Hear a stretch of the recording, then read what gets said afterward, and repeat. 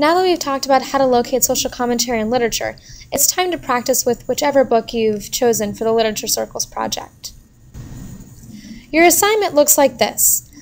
I didn't copy the entire page, but you'll have 2 more rows after the top 2. There's the directions at the top, then there's a part at the beginning that you have to fill in that explains what you think the author is commenting on and how that relates to their time period.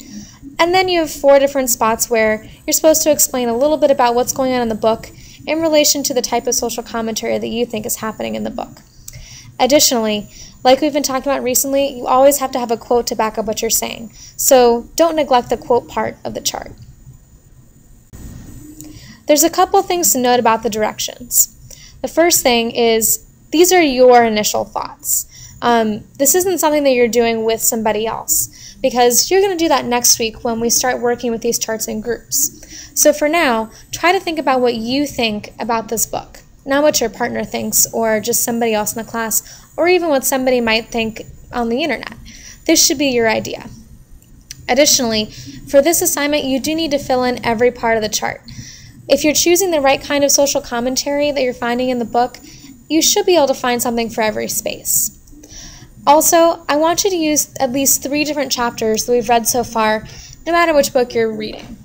This is because there should be evidence for whatever part that you've chosen for your social commentary in the entire book.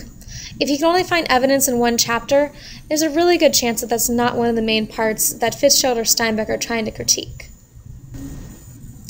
At the top of your sheet, it asks you to identify what area you think the author is commenting on, and then to explain how that relates to history. That's to help you remember to ground your analysis in the historical period and not just write down whatever you think might be happening. I'm going to give you an example from Huckleberry Finn, partly because I don't want to make you be influenced by what I think about these books. These should be your ideas, but also because we've all read Huckleberry Finn in class, and there's some really good things we can use in Huckleberry Finn to talk about social commentary. So when I look at Huckleberry Finn, I believe that Twain was commenting on race relationships. And this does relate to his time period, because Twain wrote this book after the Civil War during Reconstruction.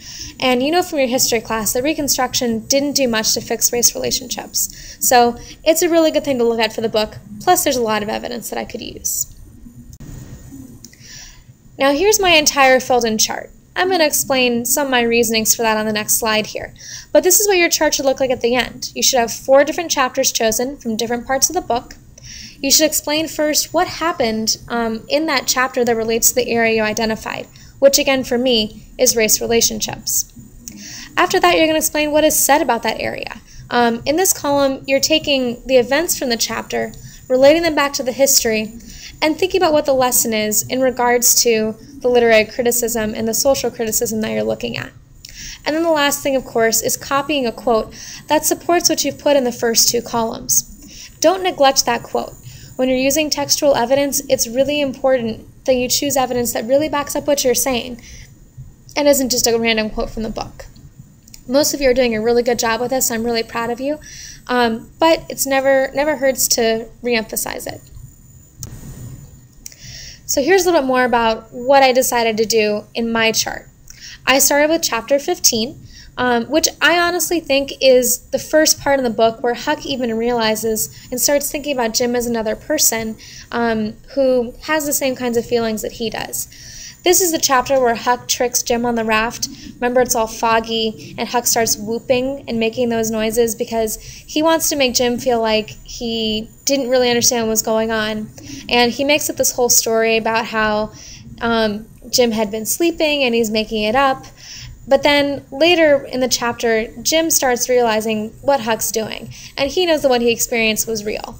So he tells Huck that he basically feels like trash, and that is when Huck starts to realize, oh, Jim actually feels bad about what I'm doing. And he ends up apologizing to Jim, which is a really important part of Huck's development as a person and the way that he looks at race. To me, what it feels like Twain is saying in this chapter is that no matter your skin color, all people have feelings and should be respected.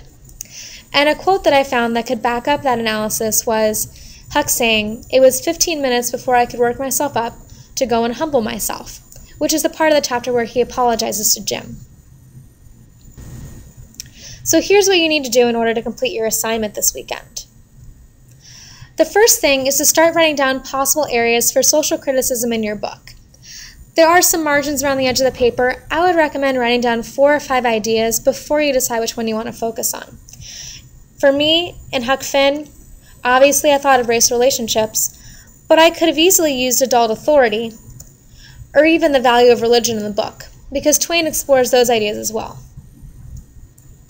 After you've decided which area of social criticism you want to focus on, you want to choose the one that you can think you can say the most about, and then complete the top of the sentences on your worksheet, explaining how it relates to the time period first. The next thing you do is to fill in the chart with 4 different examples from the book. We are doing this in class. We did it today, and we'll also be working on it tomorrow. So there's been a lot of class time devoted to working on this. If you've missed class, then you're going to have to work on it on your own. But that's our whole purpose of class today and tomorrow, is to work on this chart. You need to bring your completed chart to class on Wednesday. Like I told you in class, I'm not going to collect these yet. These are part of your group project that's looking at literary criticism that we're going to use to make our technology-based products later this month. But I am going to check on Wednesday and make sure that you have it done. Because keep in mind, half of your grade for that group project is for the project itself, but half of it is for your participation in helping your group out in completing the final product. So if you're not paying attention to doing your part, you're not going to be able to get an A on this project, even if your group's product is really good.